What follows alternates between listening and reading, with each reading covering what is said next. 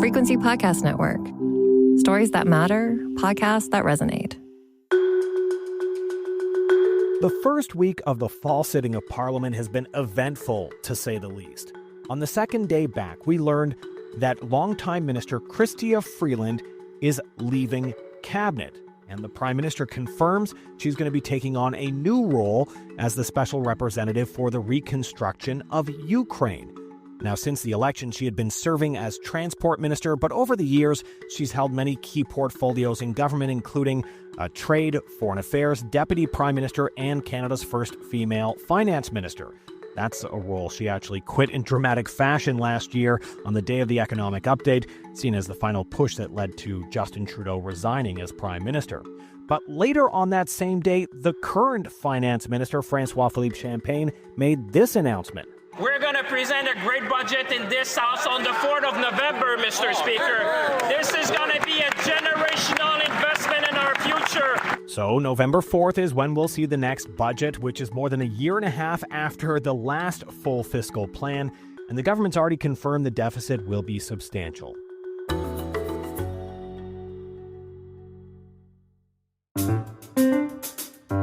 I'm Cormac Mac Sweeney, and today on The Big Story, we have a lot to talk about, so I'm speaking with someone who knows about both of those issues, Tyler Meredith of Meredith, Bosencool & Phillips, a former economic advisor to Prime Minister Trudeau, and Chrystia Freeland in her time at Finance.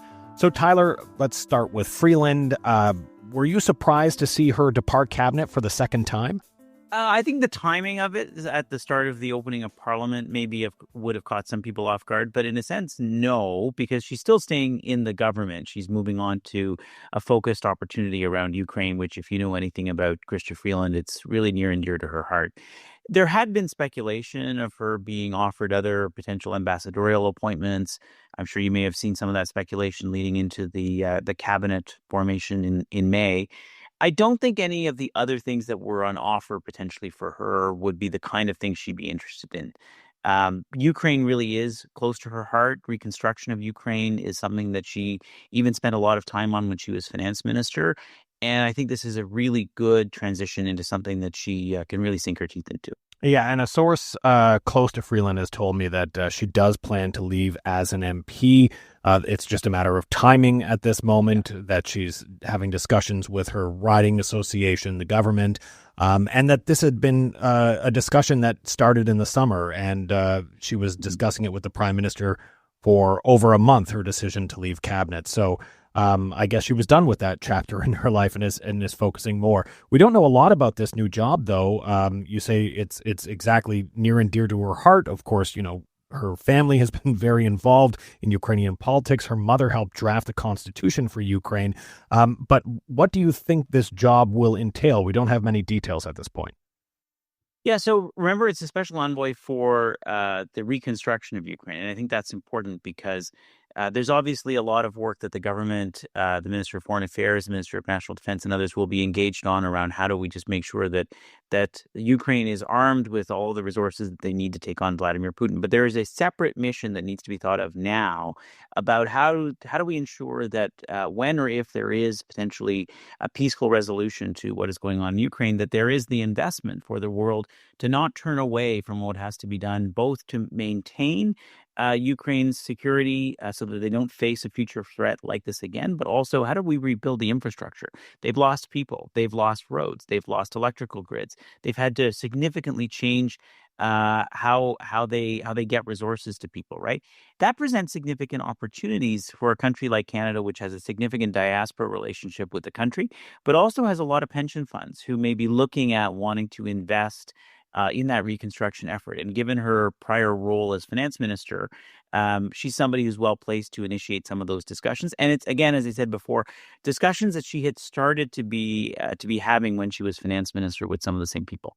She's leaving politics after more than a decade serving as an MP, much of that time as a key cabinet minister in Liberal government. What do you think her legacy will be as a politician? Well, I think the Prime Minister actually put a very nice sketch on it in his statement, right? One part of that That legacy is obviously helping get Canada through COVID and making sure that the economy was able to bounce back among the fastest of all the economies in the G7, at least in terms of our job market.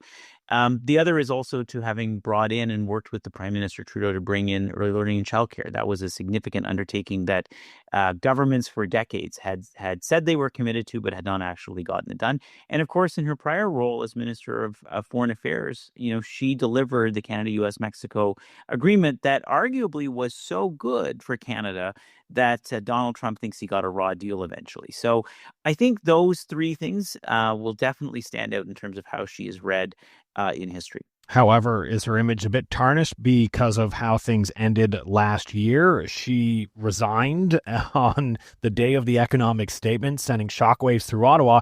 But also, that decision was basically the final nail in the coffin for Justin Trudeau's career as prime minister, and she ended up running for his job afterwards. I mean, it was a strategic move and a choice, but could that leave a bad taste in the mouth of some people, more specifically some Liberals? Well, actually, I think Liberals are very happy that they're back in power, right? And notwithstanding the fact that it was done in somewhat of a cruel way, I think many people in the party are very happy with the fact that it enabled the transition towards a new leader in a leadership race that was ultimately very successful, even though she herself did not win that race.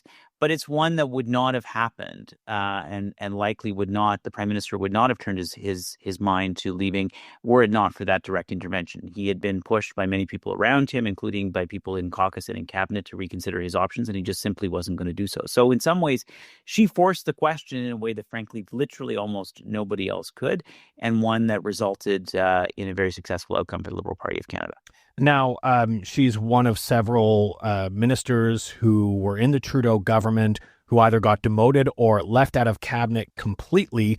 There's been speculation about others, such as Bill Blair, maybe Jonathan Wilkinson. We have a couple of former cabinet ministers for Trudeau who are now talking about the Ontario Liberal leadership race. Do you expect more departures to come as we see this transition from Team Trudeau to Team Carney? Yeah, well, I think that it is true that there will probably be some people that were left out of cabinet before that are reconsidering their options. And I think the two that you mentioned, Jonathan Wilkinson and Bill Blair, are definitely at the top of the list of people that it is expected will probably trigger a by-election in their departure at some point soon. As for others, I mean, it is true that the Ontario Liberal Party race is available. I don't foresee, though, there being, other than maybe Nate Erskine-Smith, a significant number of folks from the federal side jumping in. And arguably, I mean, Nate Erskine-Smith needed to probably reconsider his own future regardless, because I think it was clear that he was unhappy in being left out of cabinet. So I think you're right that there may yet still be more departures to come. But, this is a prime minister who's clearly put his imprint on the Liberal Party, and it has been his party since the leadership race, just given how resoundingly he won. We'll have more on the big story with Tyler Meredith in just a moment.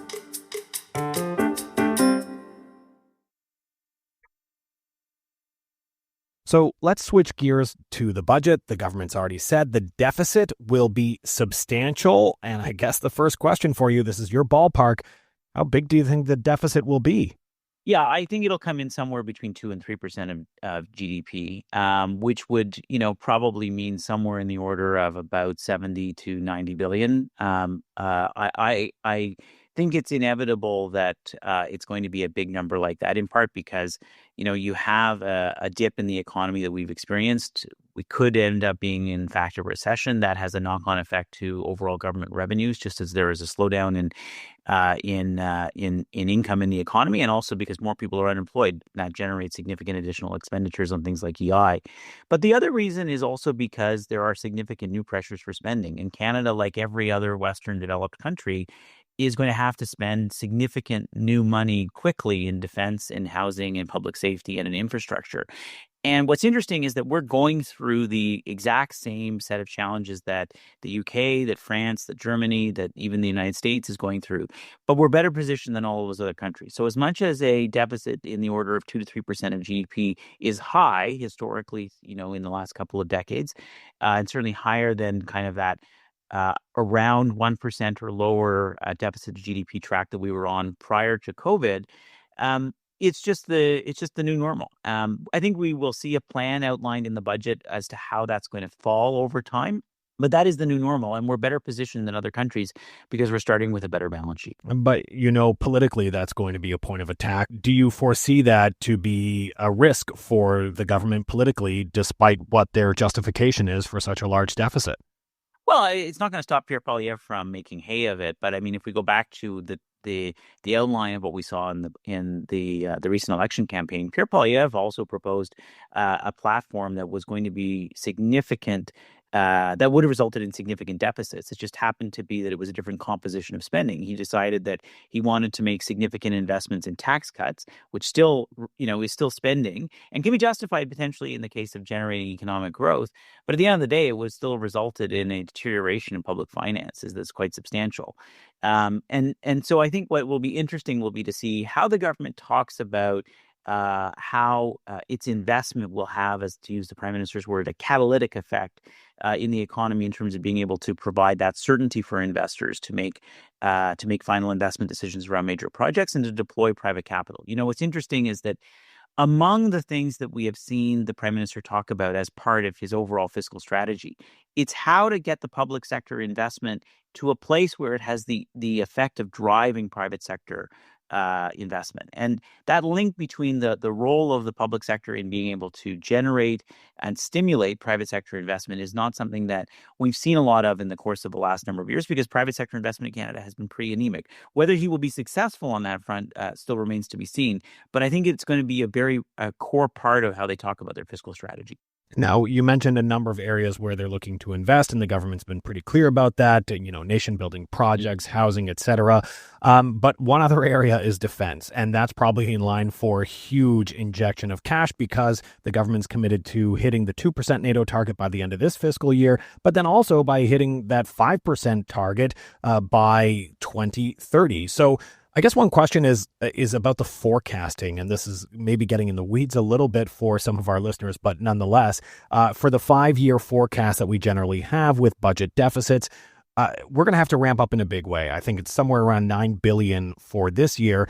But do you expect for the subsequent years that the government is going to show the path for how much each year they're going to add to defense spending in order to hit those targets by 2030 with these 5-year forecasts? Yeah, I think what will be interesting, though, will be to see whether or not you have a significant rise in spending between now and 2030 beyond the 2%, right? Because if you go back to the election campaign that we just had, the goal of the Prime Minister had said at that time was that we would hit 2% kind of around 2029, right? He's now brought that forward, as you said, just to this fiscal year. And what's interesting, Cormac, is that, that $9 billion that you referenced in order to get to 2%, that presupposes you have no lapse. The Department of National Defense has typically lapsed somewhere around $2 billion a year. So in fact, the amount of money that the system has to spend to reach that target is probably closer to about $11 billion. That's a pretty big number. Now, there are ways to spend that money, and we've seen the government announce an increase in pay that will bring in probably about $2 billion of additional spending immediately. They're going to bring in the National Coast Guard right into the Navy, which will add probably about 10 basis points to that goal of getting to 2% of GDP. But we've still got to find other ways to spend that money, whether that's money that we're going to deliver to Ukraine, whether that's money for new procurement projects that we're going to be able to take on and actually begin to spend some stuff towards between now and March 31st, or potentially whether we need to get creative around things like, do you develop a strategic reserve of things like steel and aluminum and oil, which would have an effect of helping to drive domestic demand in areas of the economy that are hurting right now, but could also potentially count as NATO contributions.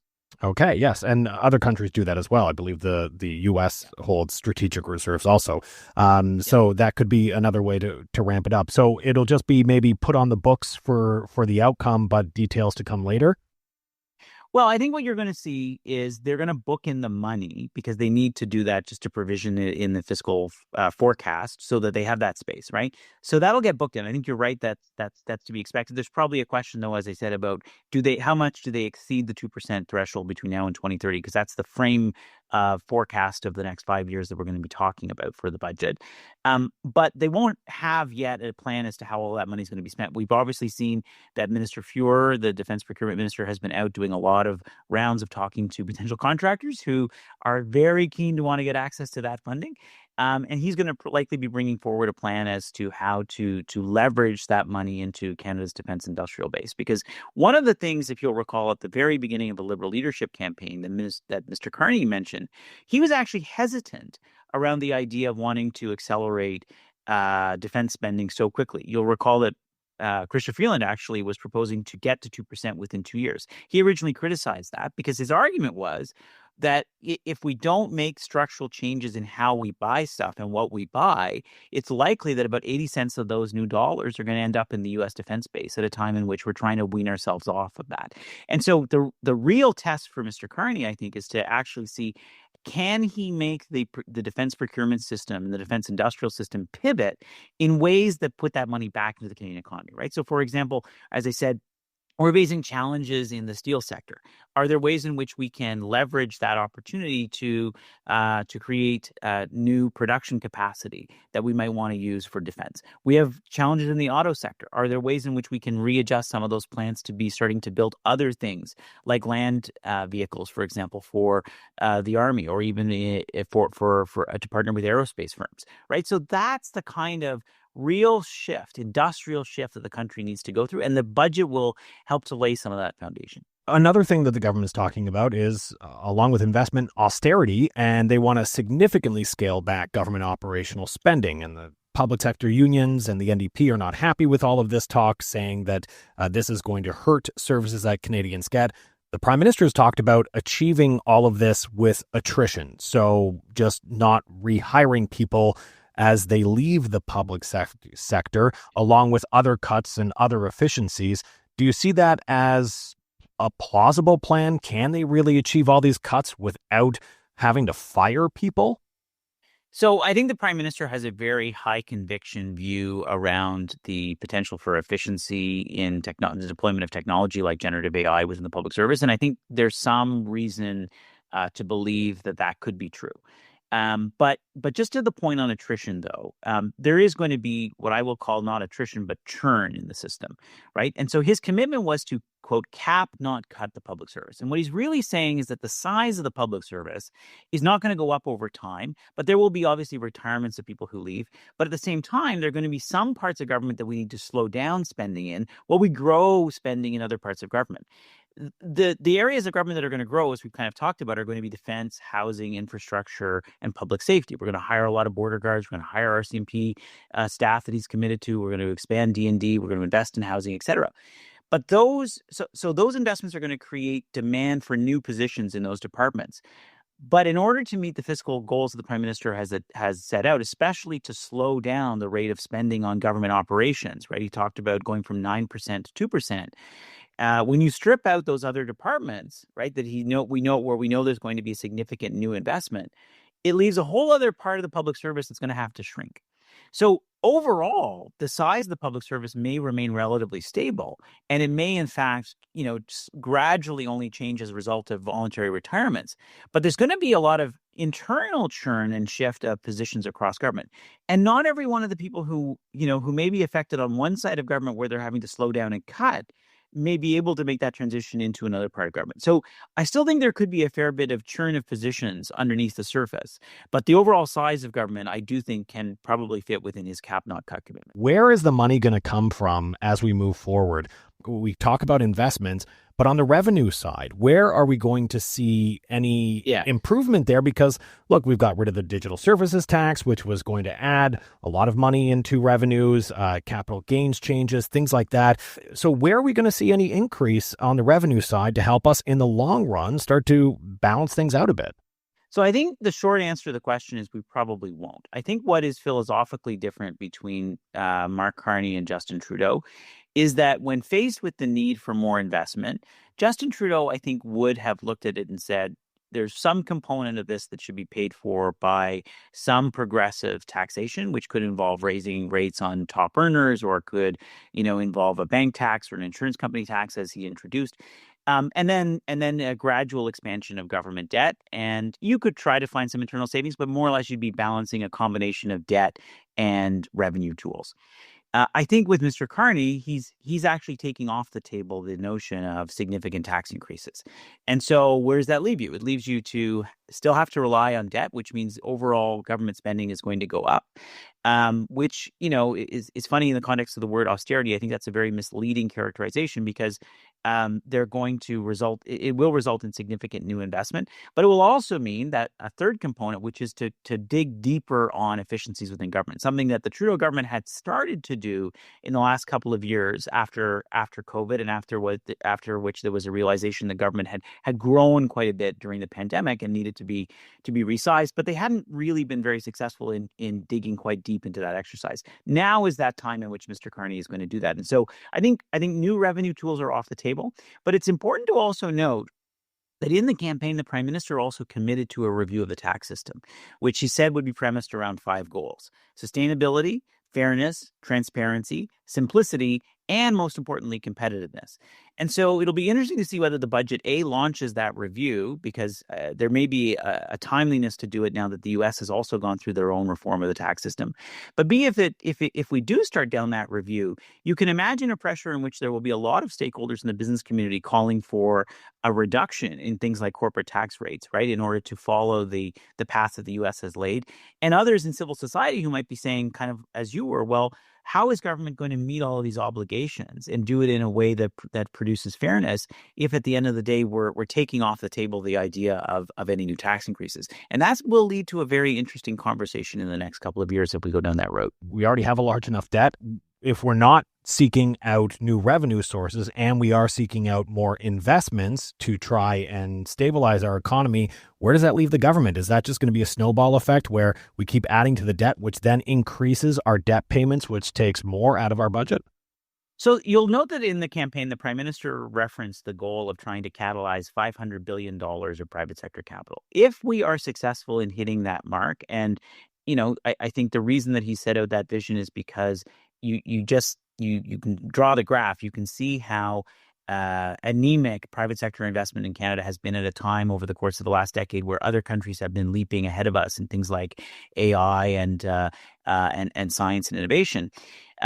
If we're successful in being able to get private sector capital off the sidelines and investing in the country, that will drive economic growth, and that will have an effect on reducing the long-term pressure of the size of the debt in relation to the economy.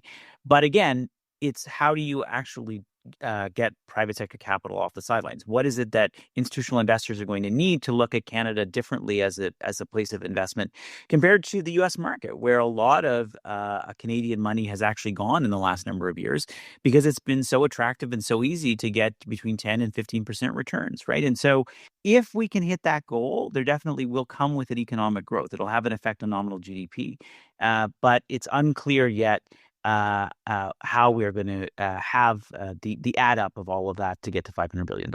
All right, Tyler, we'll have to end it there. It's been a great conversation. Thank you so much for sharing your thoughts. Thanks for the time. That was Tyler Meredith of Meredith, Boson, Cool & Phillips, and a former economic advisor to Prime Minister Justin Trudeau, and Chrystia Freeland. In her time at Finance, we were speaking about Freeland's departure from Cabinet, as well as the upcoming budget. I'm Cormac Mac Sweeney, and that was The Big Story. You can send us feedback on this episode or any other episode by emailing us at hello@thebigstorypodcast.ca or leave a voicemail at 416-935-5935. You can find us on the Seeker app or on all your favorite podcast players. Please rate, review, follow, and share. Thanks for listening.